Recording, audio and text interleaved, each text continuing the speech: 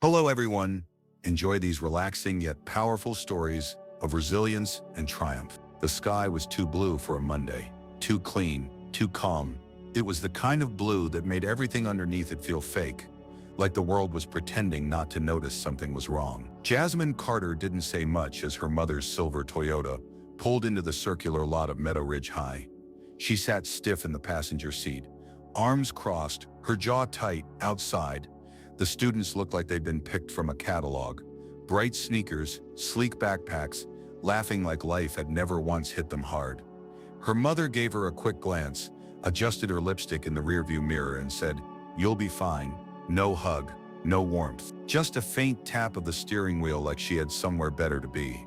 Jasmine stepped out, her boots hitting the pavement with the kind of quiet certainty that made people look twice without knowing why.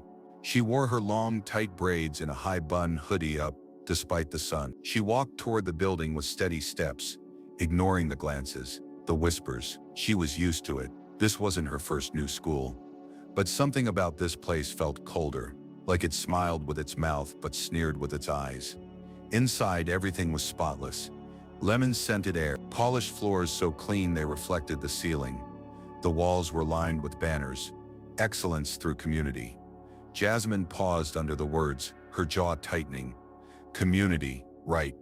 Her homeroom teacher, Ms. Reynolds, smiled too wide when she saw her. "We've got a strong new student joining us," she announced to the class, putting just enough emphasis on strong to make Jasmine feel like she was being watched. She sat in the back corner, silent. The whispers started before the bell rang. "New girl. Where's she from? She looks mad already."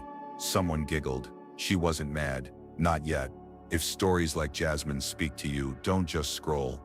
Comment 1 if it hits home, 0 if it doesn't, and if you're still thinking about it, go ahead and subscribe to RVM.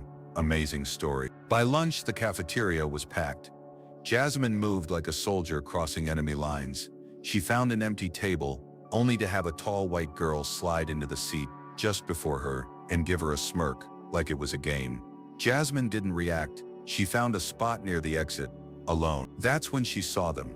Tyler Morgan, Logan Harris, Chad Miller. They didn't laugh at first. They assessed, predators in Letterman jackets. Tyler locked eyes with her, not with curiosity, but calculation. "Seen your kind," his smirk seemed to say. "Know your type." She stared back, blank, unshaken.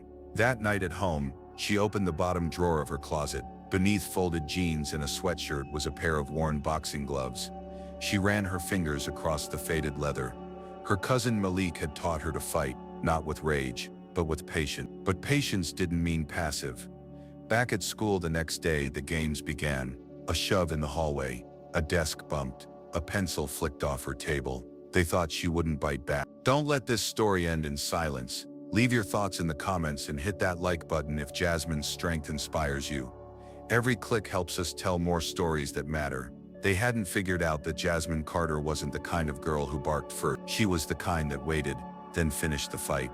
And if you're still reading this, you're one of us. Join our community by subscribing to RVM. Amazing stories for more true-to-life, emotional, and unforgettable stories. By the end of her first week at Meadow Ridge, Jasmine Carter had learned 2 things. 1, people like her weren't expected to last long here. And 2, boys like Tyler Morgan never acted alone. The bullying started small, like a slow leak, a shoulder check in the hallway, a lunch tray accidentally knocked over, whispered names that never made it loud enough for a teacher to hear, but just loud enough for Jasmine to catch. Hood chick, ghetto Barbie, got that food stamp energy. She didn't flinch, not because it didn't sting, but because she knew they wanted a reaction.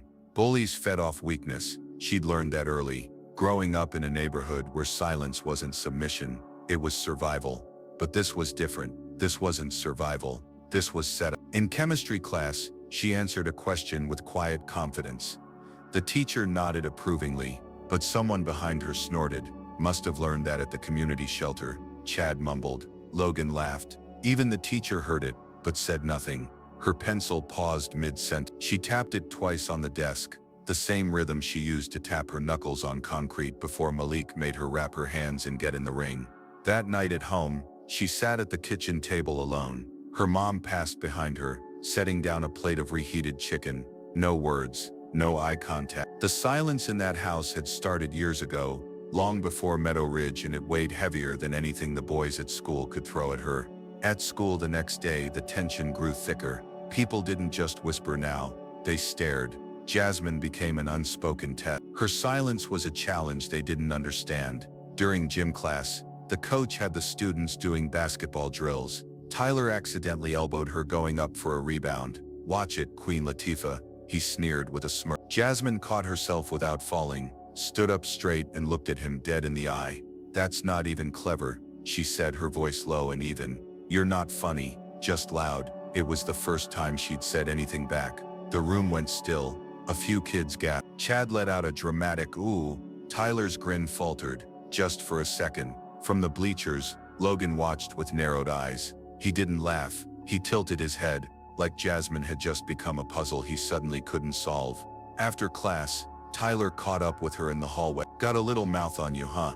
She kept walking. "You trying to prove something?"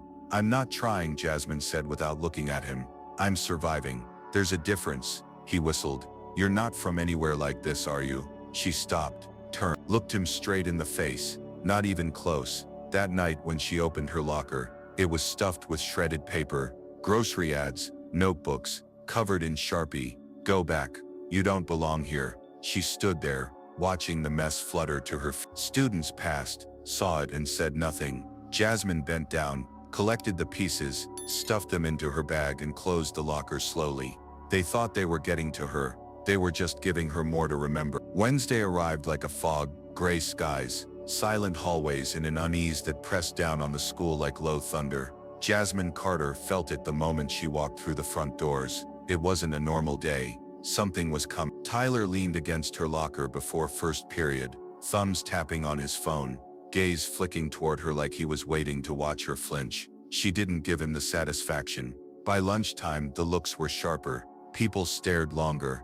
The whispers were quicker, louder, but never clear. It was like the school was holding its breath, waiting for something to happen but not to stop it. Sixth period, art class, the last place Jasmine expected the day to break.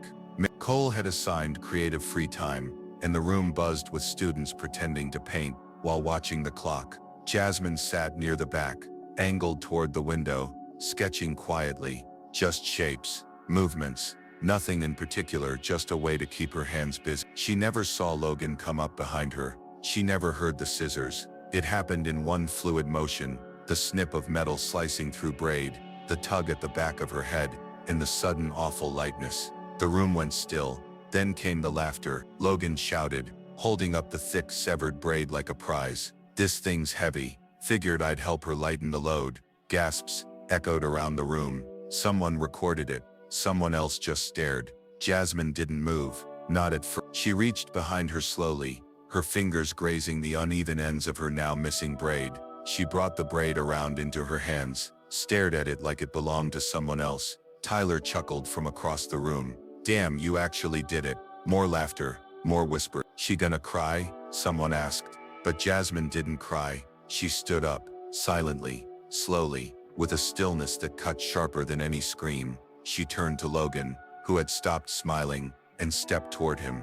1, 2 steps. Logan's voice cracked. "Relax. It was just a joke." Her voice was calm. "You think this is about hair?" Chad stepped in, trying to laugh it off. "It's just hair, right?" Jasmine didn't blink. "You don't get to touch me. You don't get to take from me and call it funny." And before Logan could open his mouth again, she struck. A clean, devastating right hook. His nose cracked. The room gasped. Paint jars tumbled off a table as he dropped to the ground, blood spilling across the tile. Chad lunged. She twisted his wrist midair, slammed his arm down across a desk. He howled in pain, crumpled. Tyler stepped in, hands up, backing off fast. "You made your point." Jasmine locked eyes with him.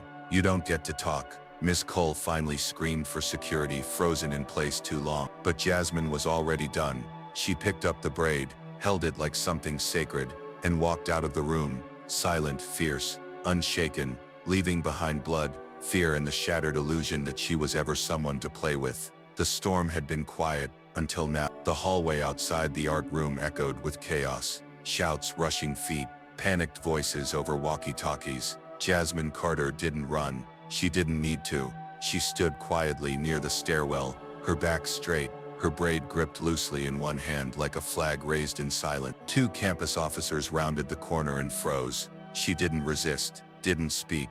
They escorted her straight to the main office, like she was dangerous, like she was something they didn't understand. But Principal Marcus Bennett did.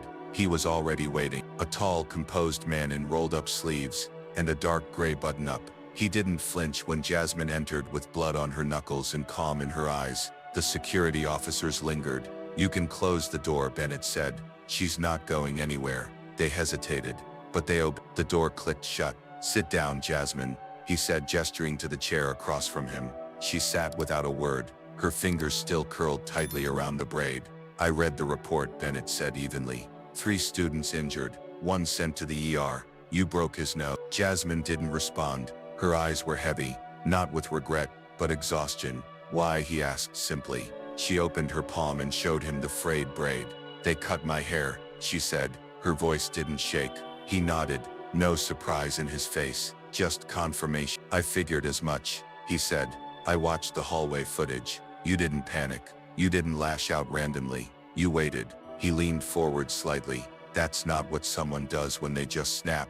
That's what someone does when they've been pushed for a long time." Jasmine looked up, her voice steady. "They laughed when they did it, like it was nothing." He nodded again, slower this time. "Most people, when they hear a black girl broke a white boy's nose, they stop listening. They see violence. They see a threat." "I know," Jasmine whispered. "They always do.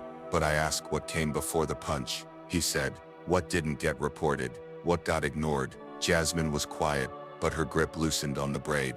"I have to suspend you," Bennett said, pulling out a manila envelope. 3 days. She nodded.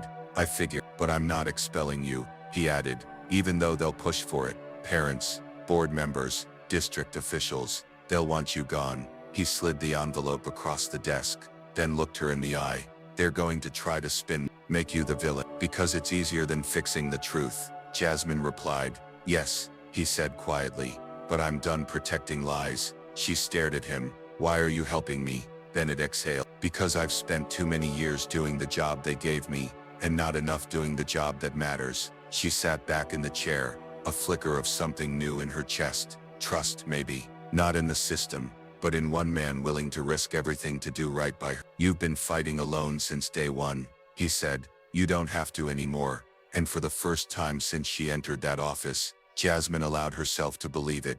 Even warriors need someone in their corner. The silence after Jasmine's suspension was different than before. It wasn't the hush of avoidance. It was the hum of tension. A storm behind every locker door. When she returned 3 days later, the halls went quiet. As she passed, no one shoved her. No one laughed. But the stares, they were sharper now, fearful, calculating. Like people didn't know whether to admire her or avoid her. Tyler Morgan hadn't said a word. Logan and Chad had stayed home. Rumor was their parents were threatening lawsuits. Jasmine didn't care. She moved through the school with her head high, no apology in her step. Principal Bennett called her into his office after lunch. "They're escalating," he said, dropping a thick folder on the desk. "What's this?" Jasmine asked. "Emails from board members, parents. Pressure's building fast. They want to make an example out of someone." "Me," she said flatly. He nodded. "They're trying to reframe this as a behavioral issue.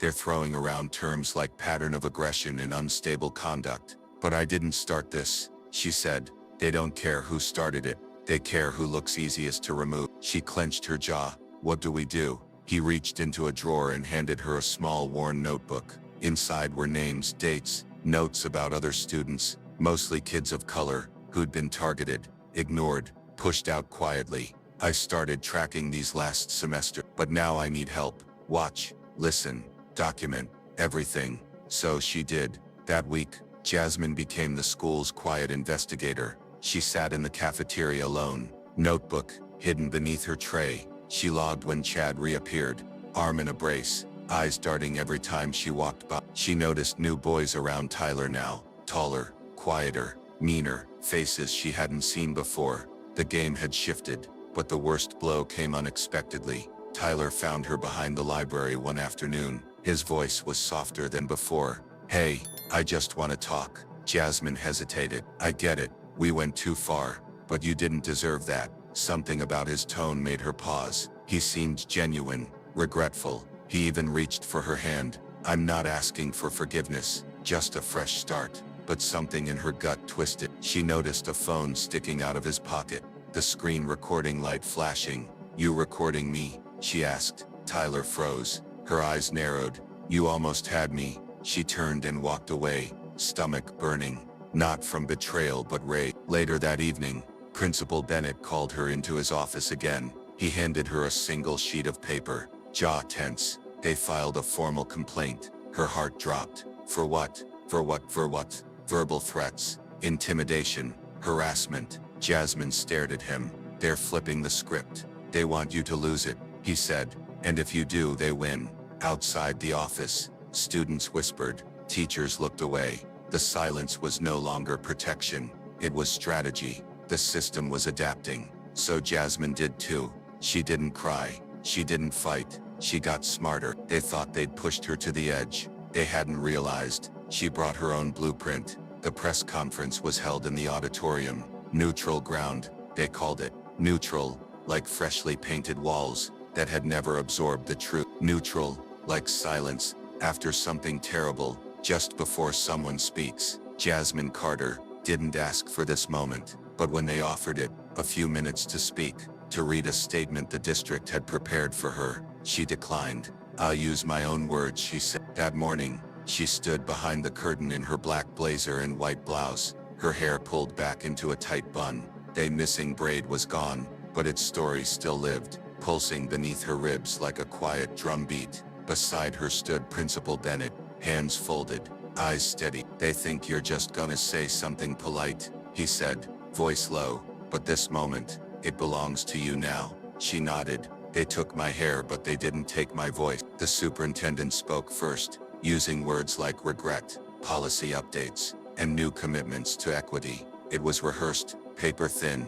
Then Bennett took the mic and simply said, "She didn't ask for this platform. She earned it." And Jasmine walked out. The room fell silent. Cameras pointed. Reporters leaned in. She didn't flinch. "My name is Jasmine Carter," she said, "and I didn't come here to tell you what happened. You already know. You've read the statements, watched the footage, whispered about the hallway rumors like they were truth." She paused. "I came here to tell you what it meant." She didn't raise her voice. She didn't cry. She didn't need to. "They didn't cut my hair. They tried to cut my dignity, my worth, my identity, because that's what people do when they feel entitled to your silence. And when I stood up, when I hit back, they didn't see justice. They saw a problem." Her voice dropped to a knife-edge whisper. "But I'm not your problem. I'm your mirror." Gasps rippled through the room. "I'm what happens when the quiet girl keeps when the angry black girl stops being afraid of that label and starts building something with it." She looked down at the front row, where board members sat with tight lips and cold eyes. "You created this story. All I did was stop being invisible." And then, she stepped back. No applause, not at first, just stillness. Then it began, slow, heavy claps rising from the back of the room like a wave. Real, earned. In the weeks that followed, changes came. Not overnight, not perfectly, but they came. Disciplinary reviews, staff reassignments, anonymous reporting systems. The words racial equity stopped being buzzwords and started becoming policies. Logan and Chad were quietly transferred. Tyler, gone, his locker emptied in silence. Jasmine, she stayed, not out of spite, out of purpose. By semester's end, other students began taking notes, documenting, watching. She wasn't the only one anymore. One day, a freshman girl stopped her in the cafeteria. "You're Jasmine, right?" she asked. Jasmine nodded. "Thanks. They used to mess with my cousin. They don't anymore." Jasmine smiled, soft and real. "Good. Now it's your turn to look out for someone else." She walked away, not to disappear, but to make space, because Jasmine Carter's story wasn't about revenge. It was about remembrance, and now they'd never forget her name. What Jasmine's story teaches us about real life. Jasmine Carter's story is more than just fiction. It's a mirror. In today's world, people are still judged, dismissed, or silenced because of how they look, where they're from, or the courage they carry quietly. Her experience reminds us that dignity is not something we earn, it's something we all deserve.